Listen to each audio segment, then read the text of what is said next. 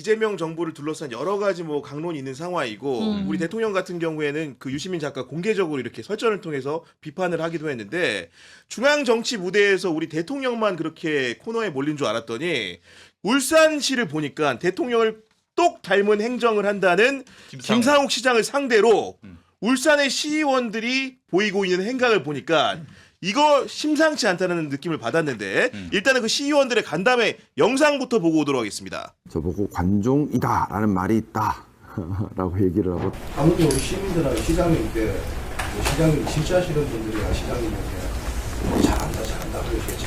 많은 시민들은 시장님을 뭐라고 비유하냐면 관종병이다 이런 말씀을 하시는 분들 계세요. 유튜브 정치 그만해라라는 취지로 얘기를 하시고 또 한 분은 시정된 지 얼마 됐다고 개혁을 얘기하느냐 6개월 정도는 가만히 있으라라는 취지로 얘기를 하셨습니다. 시장님께서 업무를 얼마나 아실까 그런 부분에 대해서 좀 의문점이 있습니다.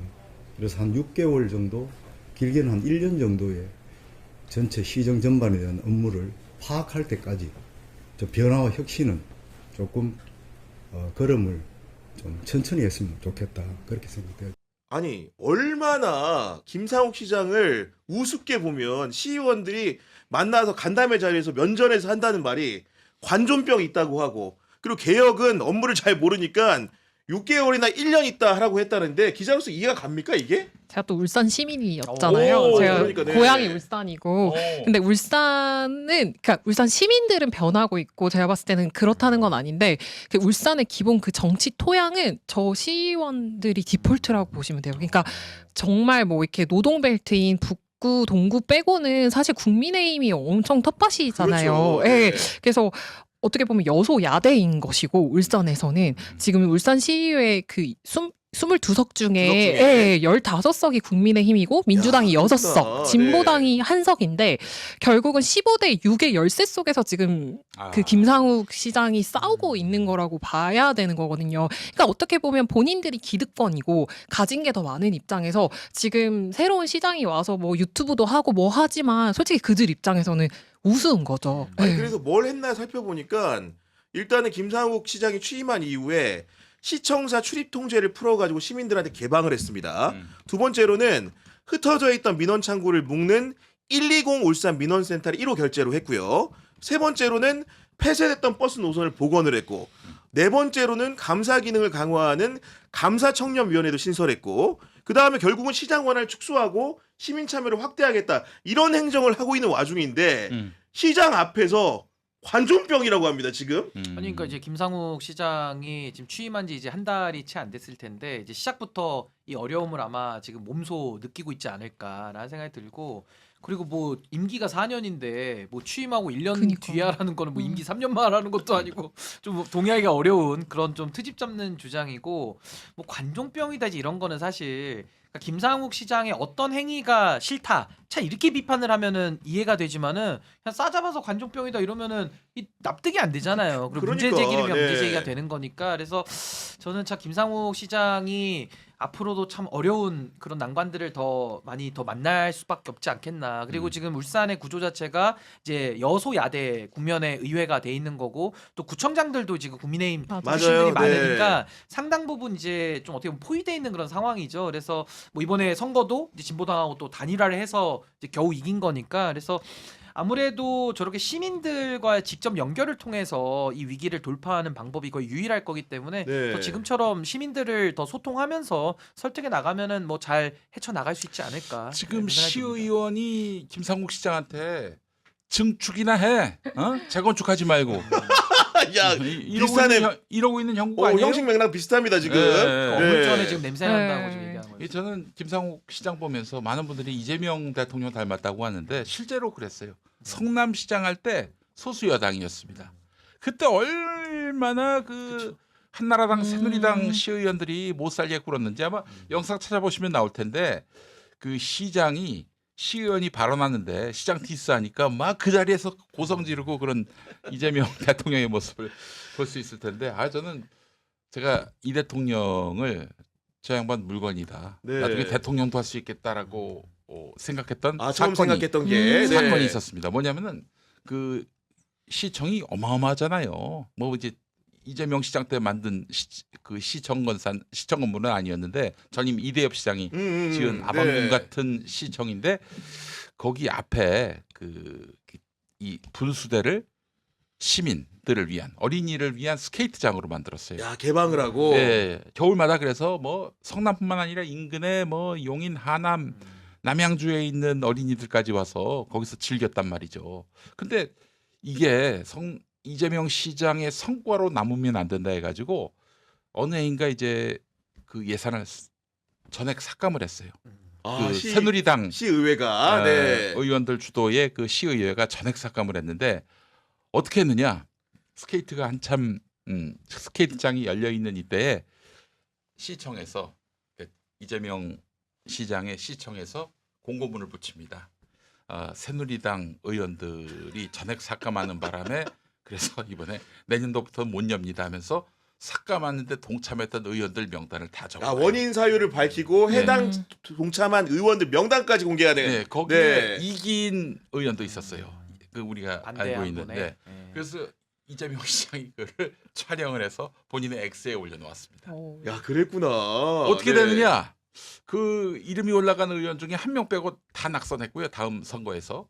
그리고 결국 그 다음에 새누리당 주도의 시의회가 전액 그 예산을 복원했습니다. 야, 어떻게 보면은 이런 그 행정 경험, 이재명 대통령의 행정 경험을 김상욱 시장이 분명히 책을 통해서건 우리 김용민 평론가의 평론을 통해서건 접해가지고 알고 있는 것 같은 게 지금 이런 그 관종병 지적에 멈추지 않고 계속돼서 그런 내용들 오히려 자기 유튜브에 올리고 공개하고 네. 의견을 제시하는 방식으로 정면 돌파를 택한 것 같습니다. 그렇죠. 이제 그 방법밖에는 없는 거죠. 사실 이게 뭐 기득권과의 마찰이나 또 기득권의 저항이 당연히 있을 수밖에 없는 거기 때문에 또 대신에 이제 우리에게는 또 시민들과 연결될 수 있는 이런 기술적 진보가 이미 이루어져 있잖아요. 그렇죠. 그러니까 네. 마음껏 활용을 하고 또 어떻게 보면 이재명 당시 성남시장님께서 하셨을 당시보다 지금 훨씬 더 우리가 이 기술과 편하게 국민들과 연결될 수 있는 지점들이 많이 있기 때문에 그런 것들도 잘 활용한다고 하면은 저 울산시의 어떤 여러 가지 그 김상욱 시장의 위기들도 전 다 충분히 돌파가 가능하다라는 생각이 듭니다. 저는 그 기지도 기지지만은 와, 안 된다고 했을 때 시민들에게 호소해서 결국 끝내 다시 관철해내는 그러니까요. 그 네. 정치력. 이 정치력까지 보여준다면 김상욱 시장은 음. 차기 대권 후보로 이름을 올릴 만하다. 전 이렇게 그리고 아까 생각합니다. 이제 유시민 작가 공격하는 이재명 대통령의 구조와 네. 그리고 그 울산시장 김상욱을 공격하는 국민의힘 시의원들의 그런 구조라는 게 형식적으로 내용적으로 비슷해 보인다는 말씀을 하셨는데 근본적으로 이제 유시민 작가가 공개적으로 여러 차례 이렇게 저격 방송을 한 것이고 네. 뭔가 민주당 안에 주류적인 면모들을 본인 자체가 자랑을 하듯이 이런 식의 공격 포인트를 잡고 있는 것 같은데 유시민 작가의 논평은 좀 어떻게 보고 계십니까? 한심하죠. 한심해요. 여전히 이제 자신을 지지하고 응원하는 그 팬층에게 호소하면서 기득권을 지금 유지하려고 몸부림을 치고 있는 건데 저는 이제 그 차원에서만 논평을 하다가 계속된 이런 어떤 멘티의 홍수를 보면서 이 양반이 딴 뜻이 또 있구나. 딴 뜻이 있다. 예, 본인이 이제 플레이어로 뛰려고 하는 게 아닌가. 전반적인 발언의 상승 양상을 봤을 때, 네. 8.17 전당대회에서 정청래 대표 가능성은 낮아 보인다. 이건 사실 상식을 가진 사람이라면 누구나 다 그렇게 짐작합니다. 그러면 그 이후에 어떻게 할 것인가? 이거 완전히 이른바 팀 김어준, 범문재인 진영은 이제 갈피를 잡지 못하는 상황이 되는 거죠. 이럴 때 뭐 김민석 당대표가 만약에 된다. 그러면은 뭐 합당은 물 건너가는 것이고 그러면 안 되겠다. 내가 이른바 오리지널 친문 세력들을 규합해서 다음 총선 때 정치 세력으로서 확실하게 실력을 보여주고 능력을 보여주고 파급력을 보여주고 그런 다음 합당을 한 다음 차기 대선에 나서야겠다. 더 늘기 전에. 그러니까 이런 이제 판단을 하고 있는 게 아닌가. 그러니까 결국 그런 판단을 할 수 있는 기저에는 본인들이 코어라는 정서적인 교감 이런 것들이 있는 것 같고 이 당의 주인이 우리야. 실제로 이재명 대통령이 민주당에서 이제 일약 성남시장을 거쳐서 경기도지사를 거쳐서 대선 후보가 되고 대통령이 되기까지 정말로 많은 우여곡절이 있었는데 그때도 보면 이재명 대통령은 86 운동가 출신도 아니고 뭐 서울 시민단체 네트워크에 속한 사람도 아니고 서울대 연고대 학맥도 아니고 친노 친문 핵심 그룹도 아니고 이런 데서 따르는 베타성들 주류의 베타성들의 그래서 영향을 굉장히 받은 거 아니겠습니까? 캉캉 춤도 못 추고. 족보에 들어가야 돼. 족보. 예. 우리는 족보 그러면 족발보쌈으로 알잖아요. 그분들은 족보가 있어요. 딱 몇 대 이렇게 족보가 있어서 그 안에 안 들어갔다 이거죠. 그러니까 그런 식의 이제 구조적인 위협들에 대해서 이재명 대통령을 뭔가 이래 공세적으로 과거의 생각을 가지고 몰아치는 것 같다 이런 느낌도 많이 들거든요. 그러니까 저는 이제 유시민 씨의 이제 행보도 뭐 하도 이제 반복되다 보니까 이제 더 이상 또 평가하는 것도 많은 분들이 좀 불쾌해하시는 것 같아요. 그래서 뭐 그런 좀 안쓰러운 상황이 된 것 같습니다. 유시민 씨의 어떤 그런 발버둥 내지는 저런 저항의 몸짓을 보면서는 좀 안타까움과 안쓰러움이 이제 국민들의 마음에는 이제 남을 정도로 이제는 뭐 어물전에 썩은 내가 나기 전에 뭐 본인이 후루라이 불어야 된다 이런 취지까지 이야기를 하니까 야 이제 표현의 면이나 수위에 있어서도 이제는 말릴 수 없는 그러니까 도저히 이제는 제어 불가능한 거의 그 망나니 평론까지 간 거 아니냐 이런 생각이 드는 것이고 저는요 유시민이라는 인물의 캐릭터에서 실제로 말입니다 윤석열이 보여요. 아 윤석열이 보인다. 보입니다. 그러니까 무슨 말이냐면 괴물을 잡다가 본인이 괴물이 됐다는 생각이 저는 들거든요. 욕하다가 담는다고. 그 어떤 면이냐? 첫 번째는 하지도 않은 거를 뒤집어 씌우면서 공격을 해요. 그러니까 이재명 대통령께서 비판받을 행동하면 당연히 비판해야죠. 저도 정부에 대한 애정은 있지만 잘못 가고 있으면 애정을 가지고 비판을 해야 되는 게 그렇죠. 맞는 겁니다. 네. 그게 건강한 거죠. 근데 예를 들어 대통령께서 하지도 않은 거, 예를 들어 수사기소 분리에 대해서 의지가 없다? 아니거든요. 그리고 그거에 대한 검찰 개혁을 지금까지 해오면서 국민들을 생각하면서 대통령께서 지금 여러 가지 말씀들을 해오셨던 건데 이걸 가지고 하지도 않은 거를 뒤집어 씌워서 공격하는 방식은 조선일보 방식이나 없는 죄를 뒤집어 씌우는 윤석열 특수부 검찰의 방식과 이게 아하. 똑같은 거 네. 아니냐라는 생각이 들고 또 하나는 욕하면서 배운 거예요. 욕하면서. 그러니까 괴물이 된 거죠. 또 네. 하나는 이게 공사 구별이 안 되는 거예요. 그러니까 우리가 정치도 공적인 영역에서 하는 거니까 어떤 사람을 비판할 수 있어요. 비판 세게 할 수도 있습니다. 근데 그 사람을 미워가지고 죽이려고 하거나 그렇게 감정을 투영시켜서는 안 되는 거고 더 나아가서 어떤 열등감이나 어떤 섭섭함, 서운함 이걸 가지고 공격을 해도 이 공사구별이 안 되는 거거든요. 근데 공사구별 제일 안 됐던 게 윤석열, 김건희 부부 아닙니까? 그러니까 유시민 씨를 보면서 참 안타깝게도 안쓰러운 마음이 들면서도 아 이분이 정말 공사구별 자체 그러니까 기본이 안 되는구나. 그럼 원래는 이제 물러나거나 은퇴하거나 하면 되는데 이분은 은퇴했다가 또 복귀했다가 또 필요적으로 상습적으로 본인의 은퇴를 번복하니까 네. 아 이게 잘 안 고쳐지겠구나. 제가 그런 생각이 드는 거죠. 그 유시민 장관의 정치평론 은퇴 선언 횟수를 세봤어요. 횟수가 많아요. 또 확인된 것만 4개인데 아이고. 확인된 것만 4번이에요? 네. 이 4번의 은퇴 번복은 그 오디오스폰이라고 아시죠? 블랙사바스 오, 예. 은퇴 선언 횟수와 똑같습니다. 오디오스폰이 이제 4번까지만 하고 그 뒤로는 은퇴를 번복하지 않았어요. 왜 그런 줄 아십니까? 마지막 은퇴 선언을 하고 안 믿죠. 보름 있다 돌아가셨어요. 아, 이게 네. 사람들이 안 믿을 것 같아 이제. 아니 이렇게 말씀하셨는데 아닌 게 아니라 제일 많은 그 은퇴 선언문 중에서 기억에 남는 걸 꼽으라고 한다면은 2021년 1월 22일 노무현 재단에 게재한 사과문 전문이 아닐 수가 없는데 당시 많은 분들 아시겠지만은 그 이제 한동훈 관련된 부분이잖아요. 어떻게 됐냐? 그 유튜브 방송에 유시민 작가 출연을 해가지고 그 노무현 재단 계좌의 금융거래 정보를 검찰이 열람했을 것이라는 의혹을 제기했는데 이 부분이 나중에 알고 보니 사실이 아니라는 것을 알게 되었고 그러면서 여러저러하게 설명을 하면서 마지막에 어떻게 이제 그 아우트로를 가져갔냐면은 저의 잘못에 대한 모든 비판을 감수하겠습니다. 저는 지난해 4월 정치 비평을 그만두었습니다. 정치 현안에 대한 비평은 앞으로도 일절하지 않겠습니다라고 했는데 그 4번 중에 이게 한 번인 건가요, 그러면? 그렇죠. 네. 예. 이렇게 비평을 일절하지 않겠다고 했는데 다시 비평에 나선 유시민 작가. 도대체 어떤 심산일까요? 그 일단은 이 사건이 VIK라고 밸류 인베스트먼트 사건 아마 아실 거예요. 이철 씨라고 네. 그 대표가 이제 들어봤습니다. 수감됐을 네. 때 그 이동재 기자가 그 이철 씨의 대리인을 만나 가지고 이철 씨한테 얘기해라. 유시민한테 돈 준 거. 그거 저 빨리 풀어라. 그럼 내가 한동훈한테 가서 잘 얘기해 가지고 어떻게든 도움을 주겠다라는 식으로 이제 얘기했다. MBC가 그걸 저 총선 앞둔 2020년 3월 31일 MBC 뉴스데스크를 통해서 음. 보도를 했습니다. 제가 그날을 기억합니다.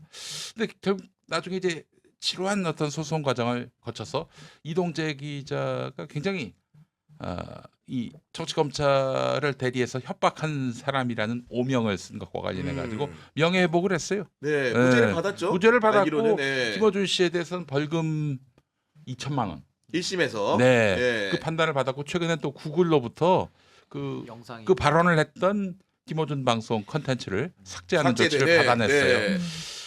과연 이 사안과 그 연관이 돼 있는 것 아닌가? 이게 의심의 눈초리가 있어요. 그래서 정치 검찰에 의해서 이게 수사 압박을 강하게 받으면서 저렇게 굴욕적인 그런 정치 평론 은퇴 선언을 한 것이 아닌가. 아니 근데 대통령을 상대로 한 여러 가지 의혹 제기 같은 경우에도 논증이 팩트 베이스로 구체적인 사실 열거를 한 게 아니라 이럴 것이라는 추정과 확증 편향을 가지고 그 일국의 대통령을 상당히 몰아붙이는 태도를 취했는데 이것 자체가 지난 그의 주장과 무엇이 다른 것인가 이런 근본적인 의문을 품는 분들도 굉장히 많습니다 지금. 그러니까 이제 저 때만 해도 음모론으로 문제 제기했다가 이제 망신을 당한 거고 본인이 이제 정치 비평 안 하겠다라고 이제 거듭 은퇴 선언을 또 한 모습인데 그래도 그때는 아마 진영 내에서 용서가 됐던 이유가 뭐 그래서는 안 되지만 그래도 상대편 사람이니까 뭐 한동훈 전 장관의 전 장관 그러니까 검사장에 대한 여러 가지 그런 의혹 제기니까 음모론이어도 그냥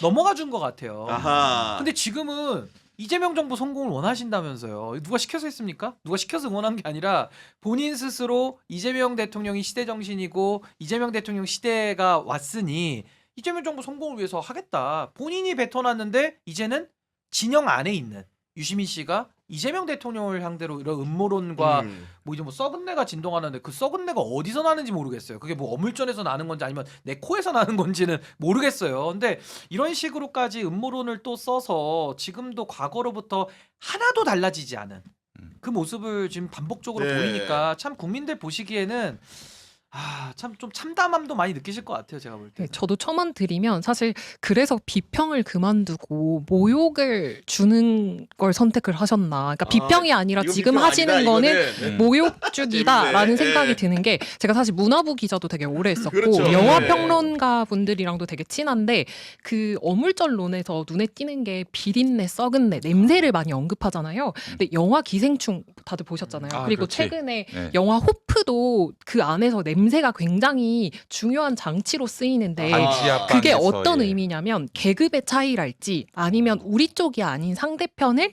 가장 치욕스럽고 모욕적으로 비난하는 방식 중에 야, 이거 하나가 좋았다. 냄새라는 이거 좋다. 예. 장치거든요. 오, 예. 그 이거는 정말 영화나 그런 문학계에서는 그 냄새가 그런 식으로 쓰이거든요.